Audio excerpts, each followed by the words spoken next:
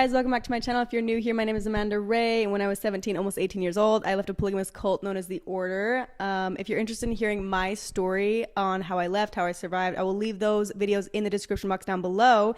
But today we have Sam and Melissa again. Hi. Yeah, my name is Sam. We're both from the channel Growing Up in Polygamy. I was born and raised in the FLDS community. It is a polygamous group run by Warren Jeffs, and I moved out when I was 18 years old. And I was raised mainstream LDS, and Sam and I have been married for 9 years. We did do a video already on my channel with you guys. I'll link that down below. Do we remember what it was about? We just compared. I think it was just comparing and contrasting everyone's Right. experience a little bit, yeah. Yeah, so if you guys are interested in hearing more about that, then I will leave that in the description box down below. I think we compared my Kingston group to the FLDS group to the Mormon group. Yep. A lot of similarities. Yep. We're going to be doing something kind of similar as far as going into the childhoods of what each of us experienced with the different parents and the different, I honestly think we're going to find a lot of Similarities. Yep, It's gonna be a lot of exactly. similarities. And what kind of inspired this was watching the last reaction that you guys did and seeing you walk through the buildings with Zion on them. This was your hometown. Mm-hmm. How was that experience? So it's been interesting. I've had the opportunity to go back to my hometown quite frequently in the past several months. Yeah. A lot of people are starting to have a lot of interest in wanting a tour of the town and that kind of thing. So it was definitely an interesting experience, though. Every time I go back, even just on the way back to my hometown, going up what we call the Hurricane Hill, where the nearest city to Hildale in Colorado City is called Hurricane. We called it Hurricane. And even just going up the hill out of that city, heading up there, so many memories come flooding back to me. But yeah, it was very interesting to go back and see. The town is changing a lot, though. I will say that it's changing because of the FLDS people that still follow Warren Jeffs. Right. A lot, if not most of them, have moved out now. Wow. Yeah, I actually went down there, I want to say 3 months ago. I went with someone who had recently left, and they kind of were explaining, well, this used to be this, and now it's just an empty building. It's kind of like nothing like it used to be. Yeah. Right, yeah. A lot has changed, especially because Warren Jeffs forced a lot of people to change things when he was running. Well, he still is running things, but from prison now. Right. And so a lot of the companies that were there were turned over to Warren Jeffs, or the church, I guess you could say. Yeah. And now the man, if they follow Warren Jeffs or if they don't follow Warren Jeffs, most of these companies have just gone out of business at this point. Wow. It's like a weird combination out there right now of the kind of a combination between a ghost town and a lot of new stuff. Yeah. So there's still a lot of abandoned houses, a lot of abandoned businesses, a lot of empty things that aren't being used. And then right next door to them will be a section of multiple brand new townhomes or new developments that are coming into town because they're trying to revitalize it and rebuild the community, which is awesome. But it's this weird, you'll go down one street and you're this feels like a ghost town. You'll go down the next street and it's all new apartment buildings. That's what I noticed that this last trip. I'm like, those apartment buildings were not here. Who's going to live in those apartment buildings? So they're trying to turn the town around and turn it into this, hey, this is a really beautiful area, which it is. Yeah. Really beautiful area right next to Zion National Park, and kind of turn it into a almost touristy, I guess you could say, and just kind of try to be more welcoming to everyone, because those that are now in charge and those that primarily live in the towns do not believe in or follow Warren Jeffs anymore, even though some of them still practice similar things because that's just what they're familiar with by the way they dress and by what they believe in, but they don't believe in Warren Jeffs anymore. So they're a lot more welcoming to outsiders now. Okay, yeah. That's what I was noticing when I was down there. When the first time I went down there, I was filming Escaping Polygamy, and I definitely felt like I am not welcome here. But now it seems like there's more outsiders coming in, and it's become a more versatile. I did notice there was some FLDS members that are upset that now there's this building blocking their view of the mountains, right? But you get that with any change, right? There's going to be change that you don't like. Yeah. But, so I guess one of my first questions for all of us is, I don't even know how you could really put a percentage on this, but if you could try to put how much religion was ingrained as a child Like as a child, would you say like 80% of your parenting or your childhood was based upon religion? I'd say like 100%. Really? In the sense that, okay, maybe I would say, okay, let me try to be more realistic. Maybe 80 to 90%. And the only reason I'd say that there was that 10% gap was just because both of my parents were converts. And so I think there was a little bit like more understanding and like compassion for people that weren't LDS. Like I was allowed to interact with people outside of the church a little bit more. Like it wasn't this scary thing if I had friends that weren't, because my parents were converts and they understood that there could be like good people outside the church. Right. But as far as like being raised, it was definitely taught that it was supposed to be our whole lives. Oh, like wow. every decision in your life should revolve around church teachings. What you wore, how you spoke, how you dressed, like who you are as a person, your educational decisions, your marriage decisions, your familial decisions, your political decisions. I mean, like everything came down to being a good Latter-day Saint. Right. And that was supposed to be your core identity, was being a good Latter-day Saint and trying to obtain the celestial kingdom. And so when it's, I'd say like almost every single thing that we did in some way, you were supposed to either pray about it, go to church leaders about it. Wow. Very integrated. So your thoughts are just completely like, it's like trained that you are going to go right back to the source. Oh, yeah, absolutely. Even things like, and I would say like now looking back, I think I definitely had religious, I think the word scrupulosity. Have you heard that term? No. Okay, so religious, I'm pretty sure that's the term for it. Religious scrupulosity, meaning that like some people almost have like religious OCD, where they like go, where they like thrive on the rules, and like being the best at your religion is like your entire identity. Some people can be in a religion and it doesn't like consume them. Me as a person, my whole personality was like, I love checklists and I love the validation that comes with doing everything the church said perfectly. Wow. Meant a ton to me. So like seminary in high school, I varsity lettered in seminary. What? Okay. Yeah. I didn't even know that was a thing. Varsity for the church. Varsity for the church, meaning that like they said if you went above and beyond and did all these extra things, I had to like memorize like 30 scripture passages. I had to read whatever scripture we were learning for the year from beginning to end. So it's like if we're reading the Old Testament, I read it from beginning to end, memorized 30 passages, did all these extra, this long list of things, and then you would get like this extra award. Like that's who I was. So much that even in things that you wouldn't consider have anything to do with religion, like I was a tennis player and I made sure that my tennis skirts were longer than other people's. Like I would go to the store and find long skirts and just wear them as my tennis skirts. I would wear an undershirt to cover my shoulders underneath like my sports shirts that were tank tops. Like that's well beyond the other LDS girls were still just wearing like proper athletic attire. But to me, athletics wasn't a reason to like not be modest, because that's the checkbox that is important for me to fulfill, if that makes sense. They were like giving you 80% religion, you were like 110%. Exactly. No, I think that's probably right. I think they probably thought it was like 80 and I was like, no. We gotta go all the way here. That's crazy. Would you say similar? Oh boy. So after I left the FLDS and my experience and time in the mainstream LDS church, yes, I would say very similar in that every decision, and when we got married and all of that, every decision we made, we tried to make it with the church in mind. You know, what would God want us to do? Everything. From jobs to everything. children. Pray about it, fast about it. All of those things were included in trying to make decisions for us. So I guess what the church required or expected, yes, about 80%, but we would try to go above and beyond even more, because every family is different. Right. But in the FLDS church, oh my goodness, all of that plus some, I guess. Yeah.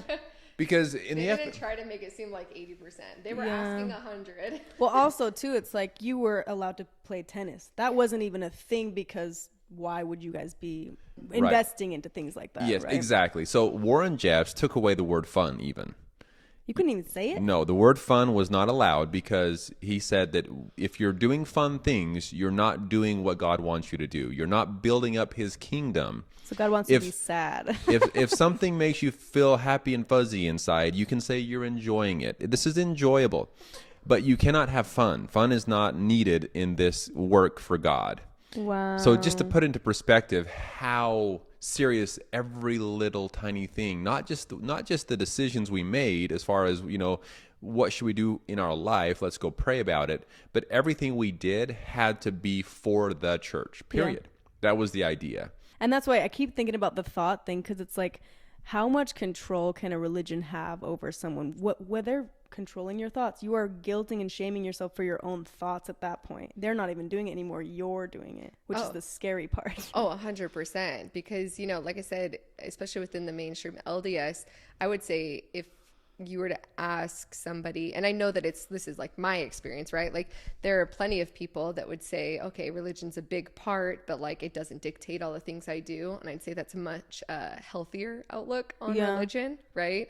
But then I feel like whenever you have an organization that does have, there's these caveats of if you can be better than other people, if there's like a measuring stick to your righteousness, it's not just, okay, just be a good person. No, if you are temple worthy, that is better than not being temple worthy, right? There's an obvious like ranking. There's obviously, exactly, right? And there's definite check boxes. I mean, the temple recommend interview questions. There are specific questions. And if you can honestly answer those and check those off, then now I have a temple recommend. I can go to a place that only other people that are on my spiritual level can go. Wow. Right. And then I can tap into that.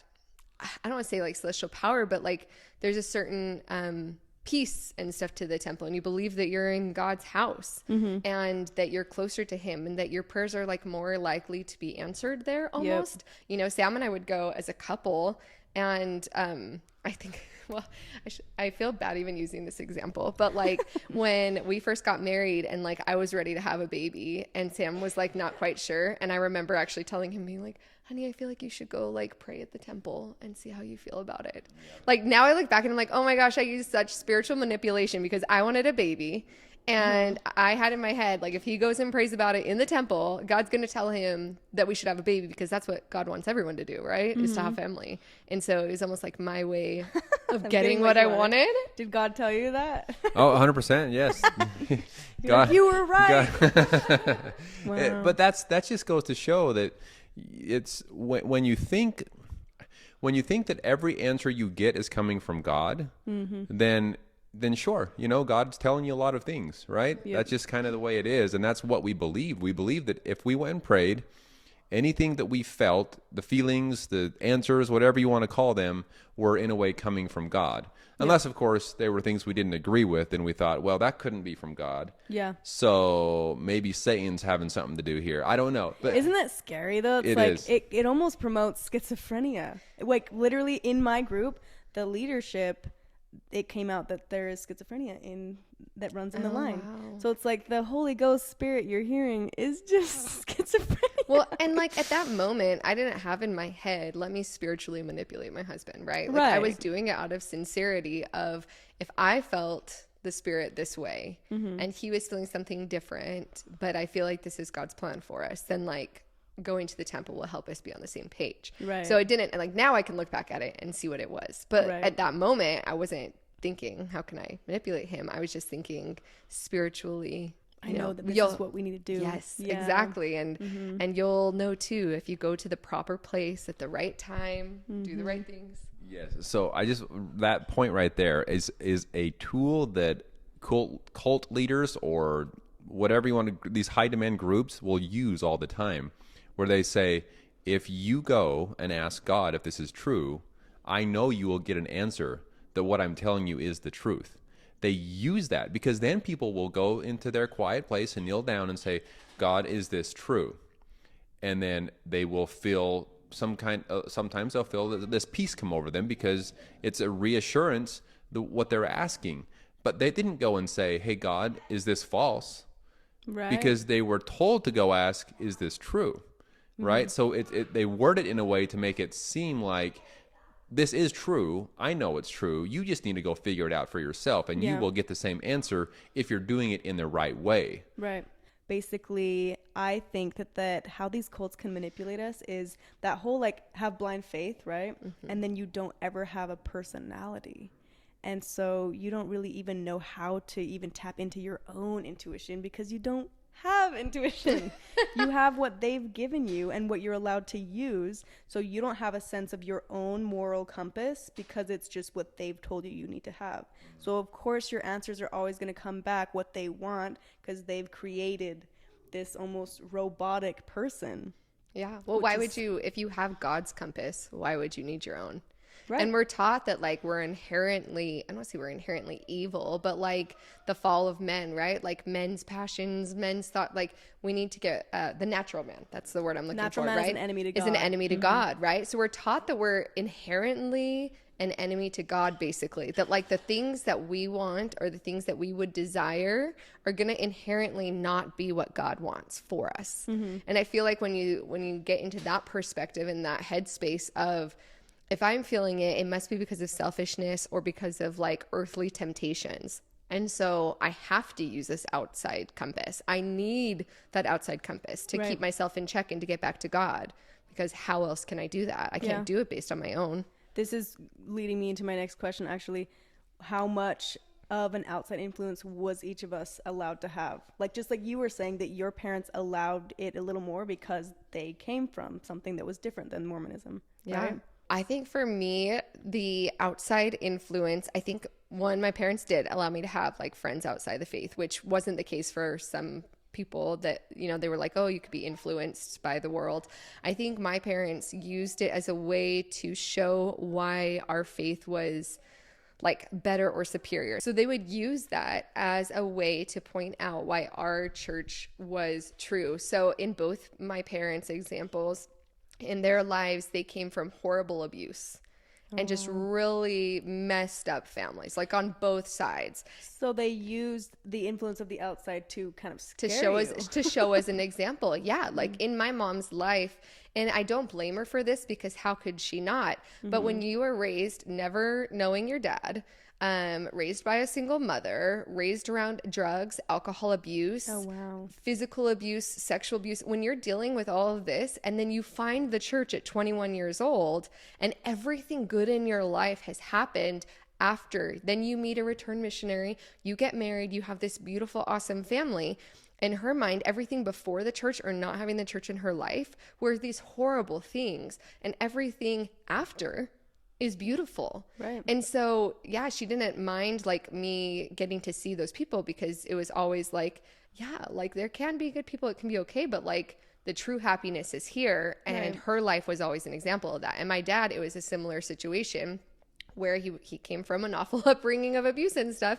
And then, you know, then he came to the church and went on a mission. And now there's this beautiful, happy family of all of us. And so it was always like, yes, I could be friends with them, but I always knew that like they could be happier or things could be better for them if I could help bring them to the gospel the same way that my parents were brought to the gospel. Like my mom was a big proponent of missionary work, and she would always be like, you know, you never know. She's like, I turned down the missionaries so many times and then they didn't give up on me. And that's why I have this beautiful family and everything I do in life. Wow. Did you take it on yourself then to be like, I have to convert my friends? Yeah. I never tried to seem like pushy, but I was always very proud of feeling like I had answers for people. Yeah. Again, I played tennis. I played tennis all over the country. Oh, wow. And so, like I was one of the very few Mormon kids that played on the circuit nationally. And I took a lot of pride in that. When people wanted to ask questions, they would come and ask me questions. And I felt like I always had the answers for them. Right. And, you know, I felt like I was always being a good missionary, making sure that I upheld my standards to the highest degree so that people knew I was Mormon so that they could come and ask me those questions. Wow. You know, why are you wearing a t-shirt underneath your sports clothes, right? I'm glad you asked. I'm glad you asked. Let me tell you about why it's so important for me to be modest and why I feel that way. I think that might have been part of the reason why I always felt like I wanted to like go above and beyond, is I wanted that opportunity to like share the gospel with other people. It was super important to me. That's so different than I'm sure what ours is. Yeah. So basically, how much were you able to be immersed into the outside world? Because so for her, you were allowed to, and it was kind of a let me bring happiness. Yeah. And that the Mormon Church was a great thing you could give them. But to me, and I'm sure to you, you don't get to bring anyone to the Lord's place. They are chosen. Yes, that's for sure. We were definitely not the kind of people that would bring in outsiders or try to convert anyone. It was all about growing the church from within, right? So there were some converts, but it was very few and far between that would join the FLDS church. But they're going to be probably from other polygamous groups, right? I don't know. Not necessarily. In fact, my father's first wife was from the mainstream LDS church. Oh, wow. And she left the mainstream LDS church and converted to the FLDS. I've never heard of. Yeah, so I guess it's rare. It is rare, but it did happen sometimes because she felt a calling, and her parents and family weren't very active LDS members, so she would say things that the church, the mainstream LDS church did this and this and this that wasn't okay.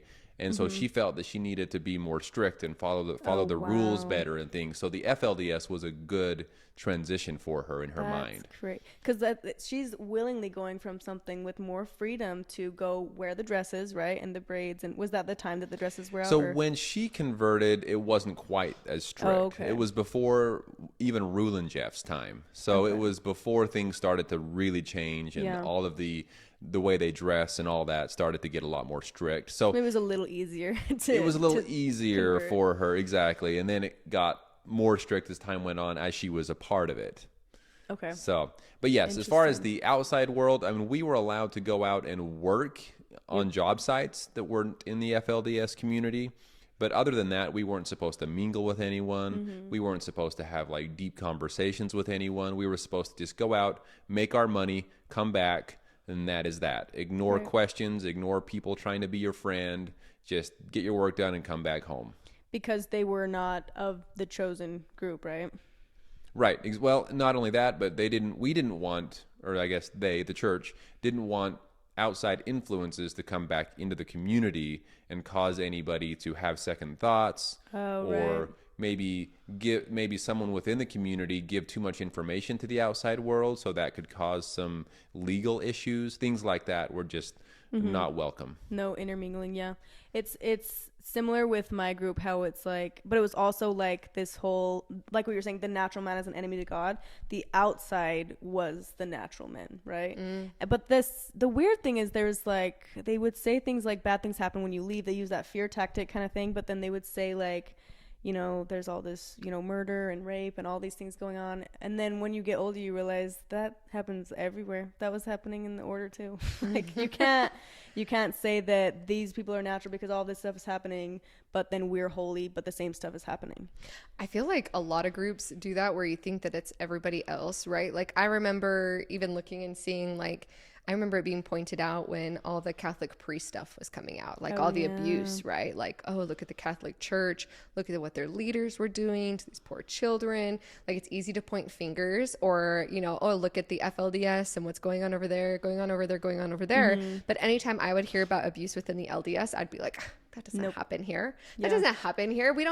Bishops don't abuse children, or, this or that or the other. And so now, stepping back from a little bit and realizing that those type of things happen in every single organization. And if you don't think, look at the camera, if you don't think that it's happening in your group, you need to be willing to open your mind to the possibility that it can, because that's the first step. Because I always was like, no, that probably didn't happen. And then you ignore victims because you think it can't happen in my community. That doesn't happen. That's one thing that ever since I started doing YouTube and interviewing people from different cults or religions, they all have that in common of lack of accountability.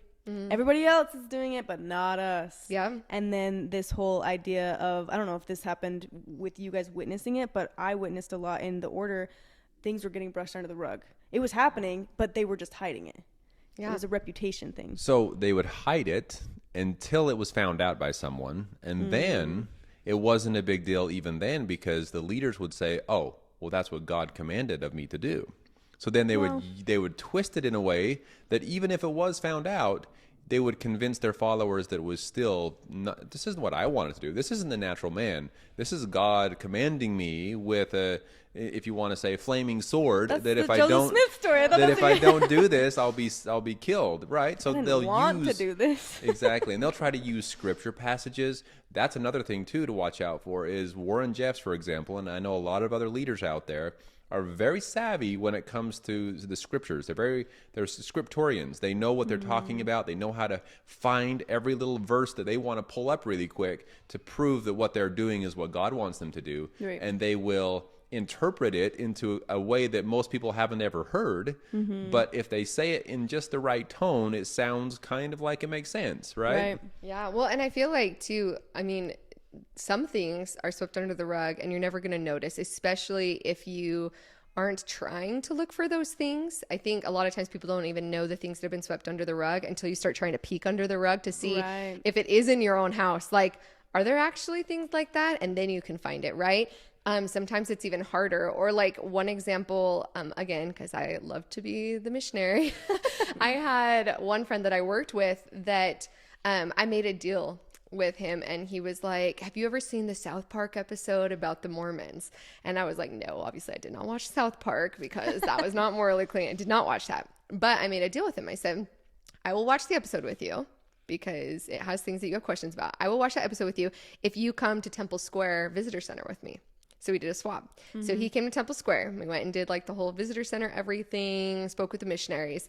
And then we went to like his house like at a later time and sat down and I watched the South Park episode. And I would pause it like periodically and be like, okay, that was true, but it didn't happen like this. And there were certain things in there like the stone in the hat. Yep. I want to watch TV. We're not watching TV. We're Mormons now and we're having family home evening. Dad, did you know that Joseph Smith guy read the Book of Mormon out of a hat? And your turn, Sharon. It's just that the Book of Mormon says a lot of strange stuff, like that Adam and Eve lived in Jackson County, Missouri. Yes? But school taught me that the first man and woman lived in Africa. Well, you can't believe everything school tells you, Stan. If you Google Joseph Smith seer stone, yeah, you'll see pictures of him putting his head in the hat. I've never heard of that either till the South Park episode. Okay, so I watched the South Park episode with him. I pause it and I say, this is just an absolute lie. I'm like, this is ridiculous. They're trying to make us look stupid. This did not happen. And this was probably like 10 years ago. And so, you know, and he's like, oh, okay, that's weird. And we kind of go through and I talk about the rest of the things. To put on TV. Yeah, exactly. But I'm like, okay, people try to make us look stupid because we're persecuted. We always have been. We always will be because we are supposed to be a peculiar people. So it all makes sense. It's fine. But like, nope, that's a lie. And then it was like 5 years later. And this was one of those things that was hard for me because we were active. I think we had just gotten married. And the church came out with the publication showing pictures. They have the seer stone. What? And talking about its importance in translating the Book of Mormon and talking about, and so then I'm reading more and finding out that it really wasn't a hat, like that he really did put the seer stone in a hat and it would glow letters and he would read off of the stone. Did they have that hat too? They have the whole Joseph Smith experience. Yeah. You can go to really it. on LDS.org. What You does can the go seer find stone out. look like?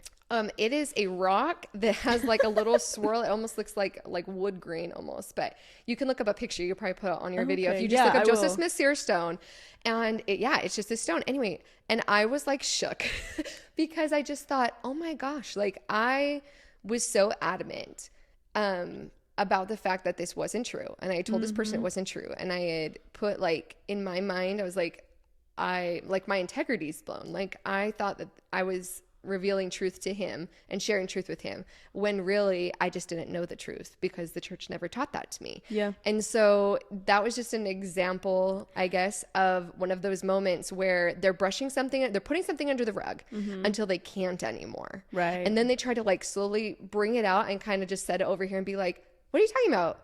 It's right there. It's right there. It's on the church website. You can look it up. Like we're not hiding it. Here's a picture of it even. Right. Wow. But how did you stomach that fact? Because when it was an ex-Mormon that came up to me and showed me a picture of the seer stone thing, him putting his head in his hat. And I'm like, that is so dumb. That never happened. And then it's like, I either have to full send it and say, yep, and and sound crazy, or be like, I don't think I believe in this part of the documentation. Did you just say, okay, that's a part of the history? No, I would say, like, you hear people talk a lot about like their shelves, right? Like items that you kind of put on the shelf, but you're like really uncomfortable with. I had always, I'd gone through like a research phase even before I met Sam about polygamy, and I always felt really uncomfortable with polygamy. Right. And for a while, I would say I didn't even have it on the shelf. Like my shelf was already cracked, and I kind of pulled my shelf back together and got married to Sam and everything. And then, but this was definitely one of those times where I felt deceived, you know? And so I definitely just said, this seems crazy to me. Right. This seems crazy. I need to know more. But at that point, I felt like if I went down that road, I wasn't comfortable with actually like seeing it through at that time. Right. And so it was something that I'm like, this seems super weird. I don't think I'm okay with it. I don't have the time or energy to look into this at this moment. I'm going to put it over here, but I don't like that. Yeah. And that was kind of it. That makes sense. When I first heard about it, it was only a few years after that, maybe like 3 years after that I started digging deeper into all of church history, and like our faith journey kind of began. Yeah. And so then I was able to pull it out and say, okay, why does he have a seer stone to begin with? Because he's a treasure hunter. He's a treasure hunter. I'm curious what type of stuff you guys were taught about sex ed, or if you were even taught what sex was as a child. Do you want to start? And so you have a lot less to talk about, I imagine. A lot less. Okay. We'll let the audience slowly get. We'll start with warm before we get hot. No, my sex education, it was pretty, I would say, more normalized. It was, I would say, the only thing that the church wasn't very good at when it came to anything sex related is I felt like there was always this there was this line like, okay, don't go too far, but they would never tell me. And again, in my mind, like, I like checklists. I wish they would have just said, you can make out. He can't touch your boob.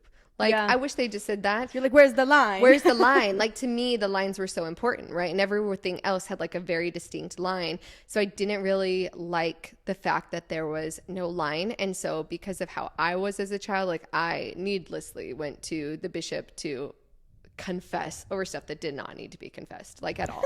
Like, multiple times. It's embarrassing now. Like, looking back, I'm like, oh my gosh. Well, like, how did they respond? Like, well, thank you for telling us. Yeah, basically. Yeah, they were like, okay, yeah, you're good. Like, thank you so much, and you're all set. Yeah, I had a Mormon friend that was.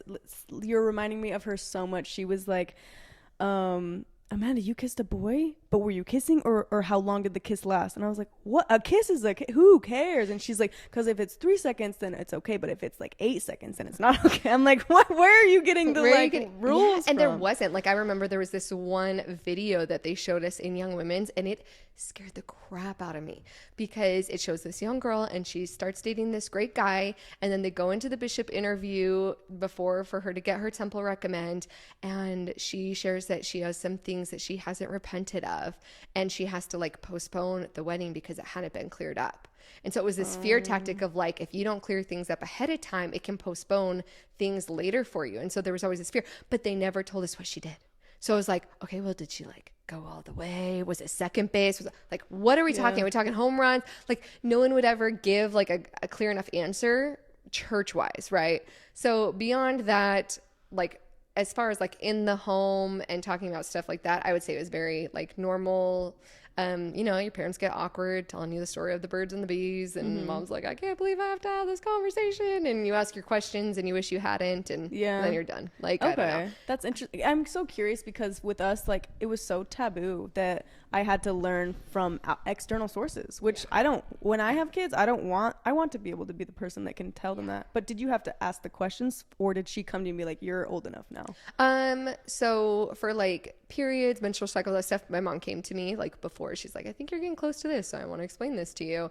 As far as sex went, like, I asked, I was like, oh, is this, but I'd feel like it's like all the questions I asked were very like periodic in what I'd consider a very like normal, healthy, like okay, what is this? What is that? And it was like a very gradual. And so it was very easy to just go and ask them the next question until we ended up at the point where they were revealing all of sex. And then I was like, that's disgusting. I don't know who would ever do that. And I'm never asking a question again, which I feel like we're all very typical. I'd say that's like the norm, right? And when you ask those questions and you get answers you're not hoping for. And I feel like I always felt comfortable asking them those questions, though. It was never like taboo to ask in my house, at least. And I feel like a lot of other mainstream LDS kids, it depended on the household, which again is common anywhere, no matter what religion. There's going to be people who have close relationships with their parents, kids who don't have as much, but the religious aspect was just be careful, don't cross any lines, and make sure you repent if you do. Yeah. Wow. Yeah. Well, and I think a key point that Melissa pointed out here is that she felt comfortable going and asking her parents certain questions. Right. Which means that her parents created this space in her family that if you feel like you have questions, you can always come to us. Yeah.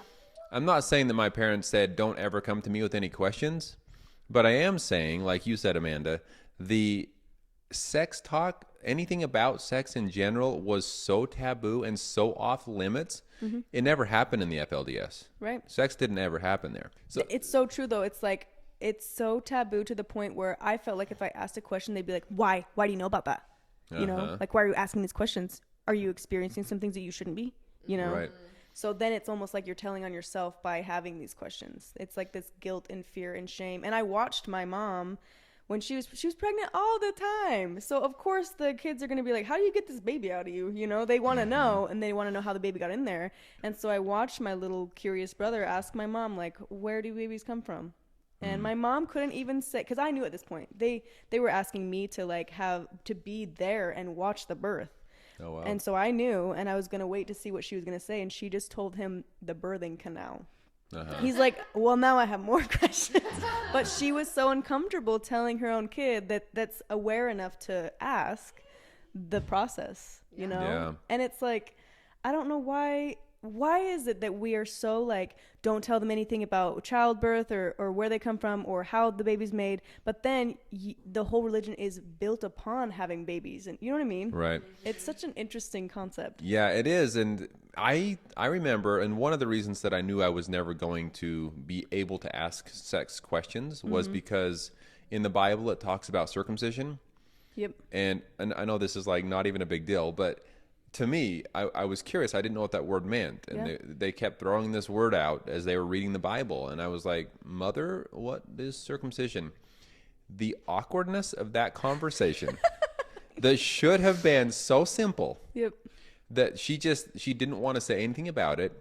So I knew right away that if I had questions about anything, it was just not going to be I couldn't go and just ask questions like that. So she didn't explain it, or did she? She did, but it took a very long time. It was very awkward. She didn't even know how to say it. It was just one of those things where I was like, I wish I would have never asked this. I thought it was going to be something about a dump truck. I don't know why. Circumcision, it sounds like construction. Yeah, exactly. So anyway, I just regretted asking the question. And there were people in the FLDS that even after they got married. So of course, most people know this by now, that the FLDS church only marry through arranged marriages.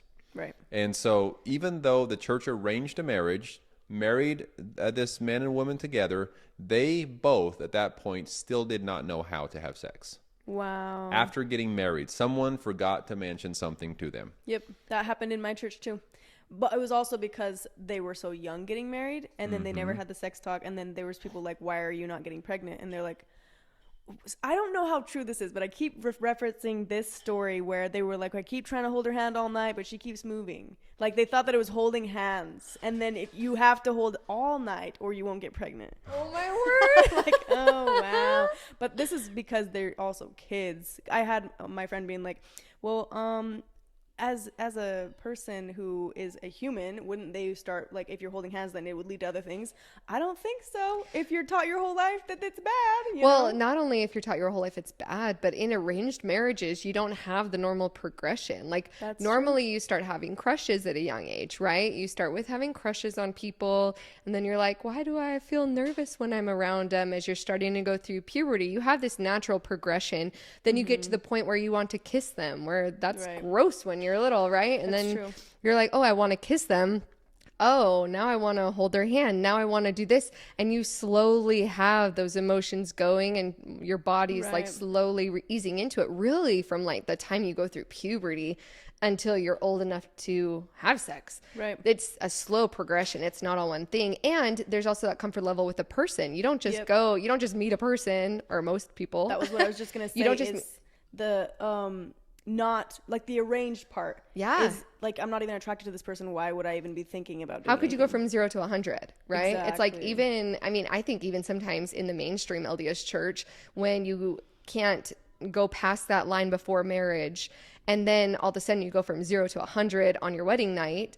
And I think that's a shame, because there's a lot in between there. There are bases for a reason, and they're to bring you closer each step of the way before Right. you go into such an intimate act. And I think, like I said, even in the LDS, I think sometimes people miss those bases, and then people wonder why there's like a disconnect, or why their wedding night wasn't everything they hoped for. And I'm like, you didn't have like the typical lead in You didn't even know most people him. have. Yeah. Yep. Right. And so I can understand that, you know, if they're not teaching it, people aren't going to know. But what I would ask is, how does someone get to teenage years, even high teenage years, to 20s without knowing anything, right? Like, you have to at least explore at some point. I had questions that needed answers right now before I was a teenager. But And- you didn't ever ask him? Oh, I just had to ask other people. Yeah. I never went to my parents about it, but I started hearing things, and then I would be like, okay, what did you say? Say that again, right? Like, and I was very curious. I wanted to know, and I would go. There were some anatomy books that we had kicking around that were never supposed to be looked at, that I would sneak and look through, and okay, what's going on here? Like, I was a very Wow. curious person. So when I heard stories about people getting married and not knowing, I was like, ooh, I was a bad boy, you know, Yeah. because I was Oh, curious. yeah. I had a girl that I went to her bachelorette party, and she was getting married the next day. This is just burned in my memory. She was a teenager, but someone made a joke about a boner, and she was like, "What's a boner?" And I was like, "This is actually really sad that you're getting married tomorrow." And I also felt like I had to pretend I didn't know what a boner was too. 'Cause You were like somebody's got to tell her. I was like looking around, like, anybody? But see, I would usually wait for like the married people, because it was like, you're allowed to talk about it when you're married, but if you're single, you better pretend that you don't know anything. Because there's a lot of fear, guilt, and shame tied to it. And then even as an adult, like what I was just saying when I was turning the camera on, I'm like, I don't know why I'm so uncomfortable talking about this. Oh, I do, because my whole life has been like, don't talk about that. Yeah. But it's a human thing, which is so frustrating, because I feel like it's still kind of a part of my personality. And I think that's one of my last questions that I want to talk about is that whole, we talked about it in your video too, but it's like, how much of this is still our personality and we don't even realize it. And then you were saying too, like, oh, I never even thought that I would be here right now, but who we are right now is kind of a product of what we came from, because we're pushing so far this way because of what happened, right? Right. Yeah. And it's crazy too. I mean, the amount of stuff that continues on after you don't even notice. But I mean, so there are extremes. I mean, going back really quick to the sex stuff, and then the kind of how that changes people's personalities, because it was such a taboo topic. Right. I know that this continues on, and I'll get to why I say that. But in the FLDS, there were stories of, in fact, there's just this one specific that I'll steer towards, that these two people got married. Right.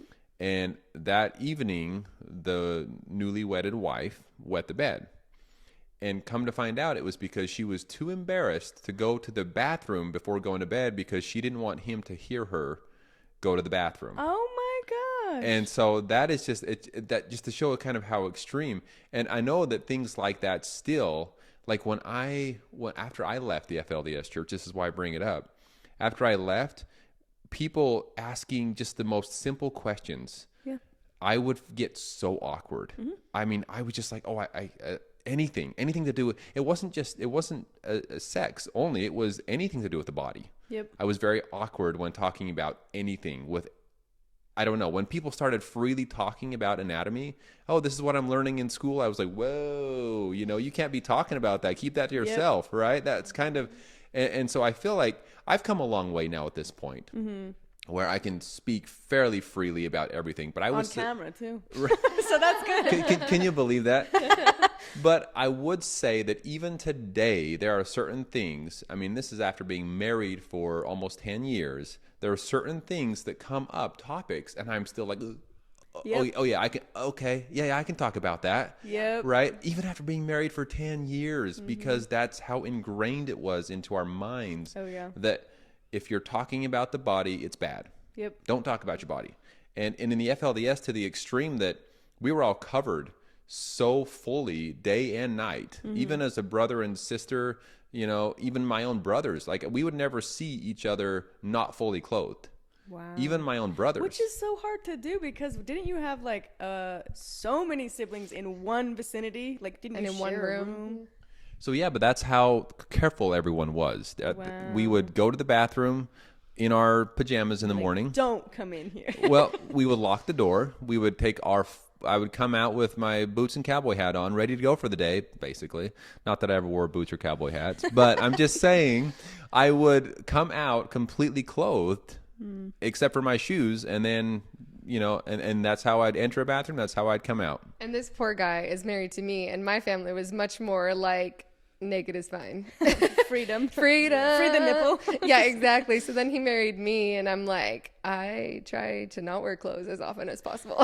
Like, no, thank you. Can we become a nudist community? Yeah, exactly. Basically, right? Or like, no, I want you to talk to me while I'm going to the bathroom or in the shower. Or like, I don't know. Like, it just doesn't matter. It's not a big deal. We're married, so everything's fine. So that's good though that you ended up together. This is a good point that you brought that up too. Before. Yeah, well, yeah, exactly. And I know there's a lot of people that are a lot more scared about anything talking about the bodies than I am, even that were never a part of the FLDS. Like, I know people have their reservations about things like that, which is perfectly fine. But I'll tell you what, after I left the FLDS church and then I joined the LDS church, I served a mission, and I was around all these elders.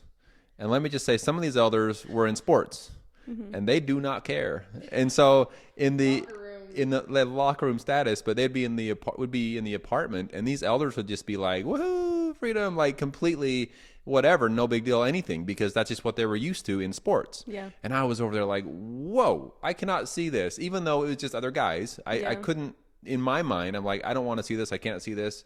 I'm not allowed to see anybody else's body. I went through this same thing when I got to go to public school, and then the gym locker room was like, I'm like, why are you getting naked? Yeah. Like, me and another girl, it was a Mormon girl, would go to the bathroom stalls, and I would be on one stall, she'd be in another, and we'd literally be talking through the stall like, I can't believe everyone's just getting naked out there. That's how I was too. It's funny. That's how I was, like, in public places, or like even like in lockers and stuff like that. But like, I don't know, at home it was a whole different ball game for whatever reason.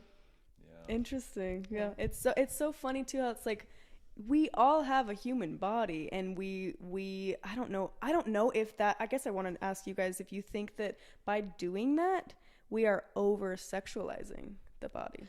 Yes. I think not only over sexualizing, but like if kids, I don't know, we've talked a lot with like the CPS workers that raided the ranch in Texas, right? Like, if kids don't know the names of their anatomy, then they can't even tell somebody what's going on if they're being abused. Or like, I recently heard a story where like a little girl went and told her teacher about something, but she used the word, like her family used the word like cookie for a private part.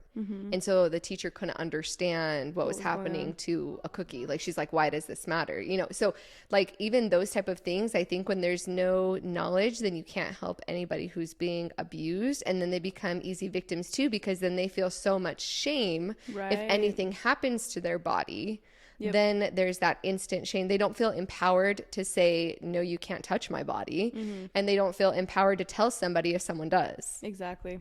Yeah, exactly. Yeah. And I do think that when you're putting so much focus on, you can't see anybody, you can't think about these things. You can't see even someone's shoulders, right? As an example, right?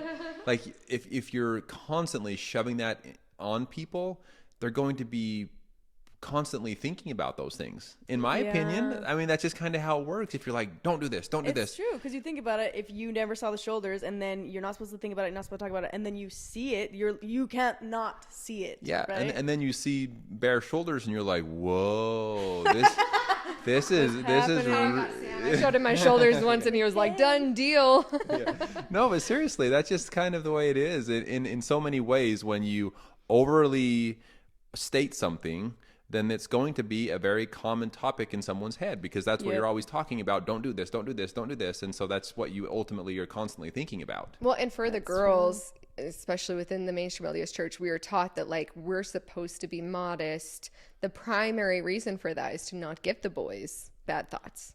Right? Like they don't have control because it's doing the opposite though. Yeah, because the natural man, right? And so I need to be modest. I don't want to tempt any boys.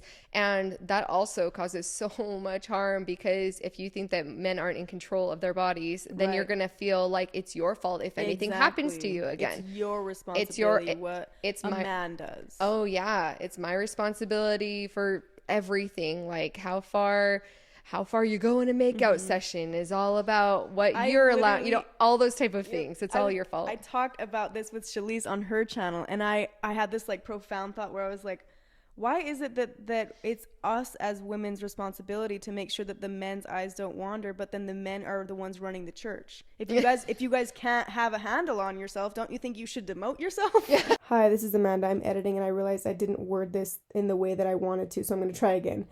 So by the leadership making it the woman's responsibility whether or not the man is making lustful sins, it creates a very toxic environment, obviously. But how it starts is, I believe that the cult leader is the person that doesn't want to have the accountability, and these leaders are men. They don't want to have to be held accountable for looking at women and sexualizing women, so they want that to be the woman's responsibility, so that if they ever do it, it is not their fault, it is the woman's fault. So then the sexual sin is never a problem for a man, it's a woman's problem. So the men don't have to look inward, because to them it's too much of a responsibility for them to look inward, so they want the women to hold the responsibility for the sin of the woman being lustful and of the man. So the woman is basically responsible for both the man and the woman's sin. Does that make sense? So because the cult does not it does not encourage the members to have a sense of self and have a sense of their own individuality and their own, moral compass. It's really just this baseline of everyone needs to be a robot and have the same morals and values, or else you're going to get shamed and blamed. Then because these members are not encouraged to be their own individual self and have their own free thoughts, then the men now all just are blindly following the leadership of lack of accountability. So then it creates all of these men who start to slut shame the women and blame the women for their own actions, for their own lustful wandering eyes. And it creates this delusion that the men can do no wrong. Does that make sense? Sorry, I really wanted to do this point justice, and I feel like I butchered it. But okay, back to the regular programming. The core thing is they don't have their own. As members, we didn't have our own sense of self. We were taught to kind of ride the faith of other people until we get our own. Which, if you're shamed if you don't, right? Mm-hmm. And then you're kind of just, these religions just promote no sense of individuality. And so, I don't know. It's so crazy, though, to see, like, the comparisons of what you guys used to be to now. And then how, I guess, I'm kind of looking for answers for myself. Like, I feel like I'm constantly, like, trying to, like, shed away those parts of myself. Mm-hmm. How do you do that? How do you live constantly doing that? It's exhausting sometimes. I don't know. I feel like life for somebody who's left a high demand religion feels so much like simple choices feel so much more exhausting than what people who weren't raised in it. Like that's just kind of our reality. I don't know, something as simple as like, okay, am I going to have a drink with dinner? Yeah. Okay, other people who are not raised in a high demand religion where alcohol is absolutely evil and will keep you from heaven, they're not thinking about that. They're like, what tastes good? And I think I'll have that, right? And I'm sitting there thinking, okay, well, like, should I have one? Should I not? Is it okay that I have one? How do I feel about that morally? I'm in a place. Are people going to see me? If I take a picture of dinner, I need to make sure that no one can see it, and I don't want to offend any Mormon people. Like this, that. You're thinking all the things. Who am I going to see afterwards? Will they think that do I have alcohol in my breath? Okay, like I will definitely only have one because I have to make sure. Like there's so many things that are so ingrained that even when you're trying to shed it, I feel like a basket case. Like honestly, just trying to make simple adult decisions that don't hold morality, that aren't a big deal to anybody else in the world. Right. And you're having to shed parts of guilt and shame and expectations constantly with so many. So I'd say exhausting. Yeah. Well, that's where I feel like I'm at, is like every day my goal is to be able to have a really good sense of self and to be living my life. And what you were just describing is like, is that my life? I'm living for all these other external things, right? And so I've just tried to just stay true to who I am as a person, but then that's like, who is that? Because it's like a compilation of all of this stuff that's been like piling up. And so trying to just dissect who you are you're so right, it's so exhausting. You feel the same way? Oh yeah, definitely. It is. I don't know. For me, I've tried really hard to just take the good, I guess you can say, that I was taught to be a good person in certain ways, and try to take the good and focus on that, because you're right. It is tough to always be wondering, because you were raised a certain way, you still wonder if that is somewhat true, even if you don't believe in it anymore. There's still those moments where you're like, oh boy, I hope that I'm not going to harm myself because I'm having a cup of coffee. Right. Right. Something like that, where you were told it's bad and it's against the word of wisdom. It's against God's commandment. So is it going to somehow harm me if I do it? There's always those questions in the back of your head. Well, and there's spiritual consequences, and then there's like actual temporal, physical consequences that, like, just as a funny example, like when Sam and I left the mainstream LDS church, I like kept notes of everything that happened to us financially that I normally would have attributed to us paying tithing. So like we stopped paying tithing, and I was so nervous that by us not paying tithing, we were going to miss out on lots of financial blessings. We so are not going to keep track in case you ever wanted to pay that tithing. Well, not keep track that way, but like, okay, we're not going to be able to have any more financial blessings. We might be in financial ruin, right? If we don't pay tithing, because we're taught like you can't afford to not pay tithing because you'll miss out on all this. So I would write down like, I found $20 in my coat jacket today. Things that before I would have said, oh, I found $20 in my coat. Oh, we just paid our tithing last week, and now I found this extra cash for lunch today. Wow. Right? And I would write it down and be like, this happened, but I didn't pay my tithing. And I still had something good and random, a good random financial thing. Or we paid off all this extra debt from using the tithing money. And instead of like never being able to get out of it because we didn't pay our tithing, we just got out of it faster. Wow. And I would like write that down. But it took me, how long was it? Like a year or two?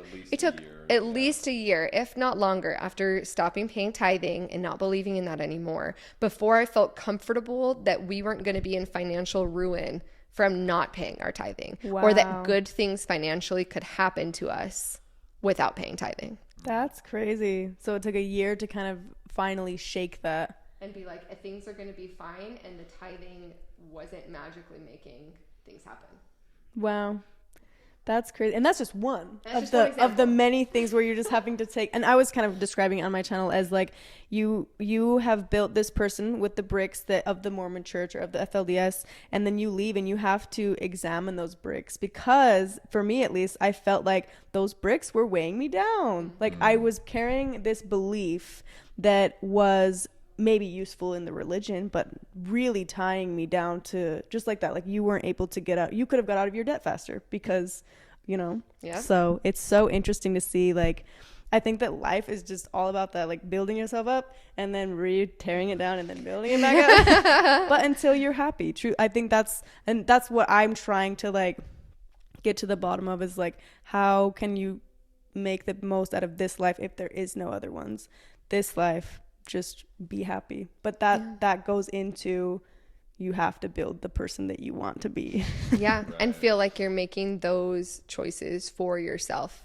Right. And or like in our case, like a lot of times the choices we make, we look at each other and we're like, what do we want for our kids? Yeah. That was a huge decision in our faith journey, and it's like, okay, do I want my kids to be raised with this? Do I want them to be raised with the guilt and shame? Do I want them to feel like they have to go and talk to the bishop over stupid stuff where the bishop's going, oh, okay, you're good? No. Yeah. Like, what kind of life do I want for my daughter and for my son? And that plays a huge impact into it. Yeah, that brings such a good perspective too, because that's actually why I left, one of the main reasons I left the order, because I could not stomach teaching the kids that I didn't even have. Yeah. But these things that I don't even believe in. Mm-hmm. So I'm sure like raising kids has brought like a perspective of your own self. Yeah, we decided, like, we had gone through our faith journey for a couple of years, and we decided we needed to make a final decision if we were going to stay in the church or not before our daughter turned 3, because she was going to go into primary. And I had been in primary, and I'd been like the primary chorister for like 4 years at that point. And the last one before she turned 3, I was again doing like a primary program and sacrament meeting, and the kids were singing all these songs of following the prophet and talking about Brother Joseph and all these things. And I just remember like crying in it, and I think everyone else thought I was feeling the Spirit, but really I just like felt guilty for like teaching all these little kids songs about things that I didn't believe were true. And I was like, I can't have like my daughter go and be learning these same songs that I'm teaching other people's kids. Yep. Because it just doesn't feel, I think that's what it is, when you don't feel like you're living a life in line with your values and morals. Yep. And then that's how you are truly happy, is to live that life. Yeah. I definitely think that having kids has helped us shed a lot of the things that we would have been more concerned about, or that would have been holding us back. Yeah. Because now we can see our kids and see that they have a really good life, and that they're doing all these amazing things, and that gives us a lot of, I don't know, proud moments that we're doing something right. Yeah. And I mean, I feel like everybody in life, I would say, is constantly learning and growing. Right. And so there's always going to be things that we try to leave behind. But I will say, just when I think that everything in my past has kind of been figured out and now I'm moving on, something else, I realize, I'm doing that because of the way I was raised. Yeah. Oh my gosh, I didn't realize that. So I literally had this same thought the other week. I was like, just when I feel like I'm climbing over that mountain and I'm dissecting Amanda, then there's another mountain. There's something else that needs to be addressed. But I guess that's a part of life. I don't think that we're meant to stay stagnant. And that's why ultimately we all left something that was putting a roof on that progression, right? Yeah, definitely. And I mean, it's so hard, because no matter whether you're raised in religion, raised without religion, there's always that piece of you're going to have your parents' beliefs, whether it's belief or lack of belief or anything in between. Mm-hmm. I think every person has to come to that realization of their own self-identity, no matter what. Because you're going to have influences, whether it's your culture or your parents or your religion. There's so many influences, and it's so definitely true. Just part of life's journey. Yep. I definitely, and that's the end of the thing. I think I'll just put something over the sound. Thank you guys for watching or listening. And thank you guys for coming on the channel. Of course. I'll leave a link to Sam and Melissa's channel in the description box down below, and I'll put the video that we did together down there as well. Of course. Thanks for having us. Yes. Have a good one. Bye. I get hit.